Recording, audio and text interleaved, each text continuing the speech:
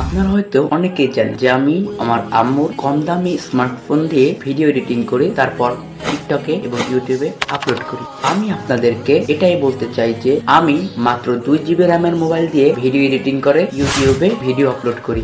এখন প্রশ্ন হলো কিভাবে আমি আমার এই 2 GB র্যামের মোবাইলে এত সুন্দরভাবে স্মুথলি ভিডিও এডিটিং করতে পারি এবং মোবাইল ফাস্ট রাখার জন্য কার্যকারী উপায়গুলো কি। তো আজকে আমরা এই ভিডিওতে এসব প্রশ্নের উত্তর দেব। আজকে আমরা 3টি স্টেপ শেয়ার করব। 3টি স্টেপের মধ্যে আপনারা ল্যাগ প্রবলেম ফিক্স করার জন্য সমস্ত রকম সলিউশন পেয়ে যাবেন ইনশাআল্লাহ। তো সময় নষ্ট না করে মূল ভিডিওতে চলে যাওয়া যাক। Step number 1। তো সর্বপ্রথম চলে যেতে হবে আমাদের সেটিংসে। তো আমরা সেটিংসে ক্লিক করে দিলাম এবং আমাদের খুঁজে বের করতে হবে অ্যাবাউট ফোন। তো অ্যাবাউট ফোন এক এক মোবাইলে এক এক জায়গায় থাকে, আপনারা একটু খুঁজে বের করে নেবেন। তারপরে চলে যাবেন ভার্সন অপশনে, কেননা আমার মোবাইল রিয়েলমি আর এই অপশনে বিল্ড নাম্বার নামের একটি অপশন দেখতে পারবেন। সেখানে 7-8 বার ট্যাপ করার সাথে সাথে আপনার ডেভেলপার অপশন অন হয়ে যাবে। তারপর আপনার ফোনের লকটি দিয়ে ডেভেলপার অপশনটি অন করে নেবেন। তারপর সেখান থেকে আপনারা ব্যাক করে অ্যাডিশনাল সেটিংসে ক্লিক করে নেবেন। তারপর এখানে আপনারা দেখতে পারবেন ডেভেলপার অপশন অন হয়ে গেছে। সিম্পলি আপনারা এখানে ক্লিক করবেন। তারপর একটু নিচে স্ক্রল করার পর আপনারা দেখতে পারবেন লগার বিফোর সাইজ। তো এখানে 256 দেওয়া আছে, তো আপনারা এখান থেকে সিম্পলি অফ করে নেবেন। তারপর আপনারা আরেকটু স্ক্রল করে নিচে চলে যাবেন। তারপর আপনারা দেখতে পারবেন উইন্ডোজ অ্যানিমেশন স্কেল। তো সিম্পলি এখানে ক্লিক করবেন এবং 0.5x অথবা অফ করে নেবেন।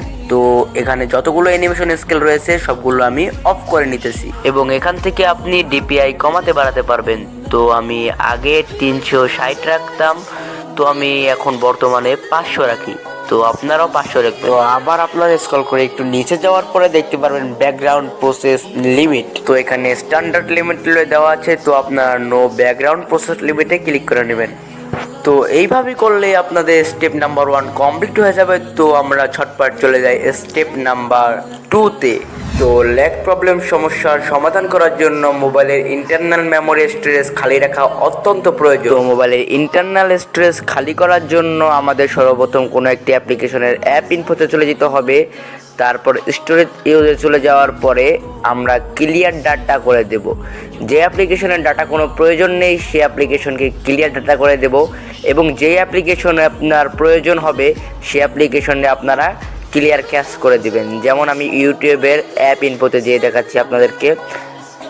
ল্যাগ সমস্যা করছিল যেহেতু আমাদের এটা নর্মাল মোবাইল। তো আমরা হোয়াটসঅ্যাপেরটায় চলে আসলাম। তো আমরা হোয়াটসঅ্যাপের অ্যাপ ইনফোতে চলে আসার পরে ক্লিয়ার ক্যাচ করে দিলাম।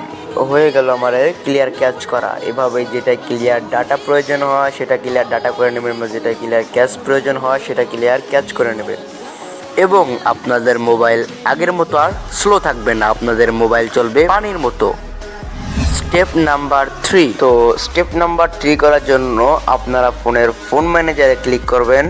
তারপর ক্লিন আপ স্টোরেজ এখানে ক্লিক করবেন। এখানে আপনাদের ফালতু জমে থাকা জাঙ্ক ফাইলগুলো তৈরি হবে। সেই জাঙ্ক ফাইলগুলো ডিলিট করলে আপনার ইন্টারনাল স্টোরেজ অনেকাংশেই খালি হয়ে যাবে। তো আমার এখানে একটু রিফ্রেশ করে নেওয়ার পর দেখতেই পাচ্ছেন 1.51 GB খালি হয়ে গিয়েছে। তো স্টেপ 2 আর স্টেপ 3 মোস্ট ইম্পর্টেন্ট। আপনাদের যেহেতু নর্মাল মোবাইল সেহেতু আপনারা 1 সপ্তাহ পর পর স্টেপ 2 এবং স্টেপ 3 কাজে লাগাবেন। তো আজকে এই পর্যন্ত ভিডিও।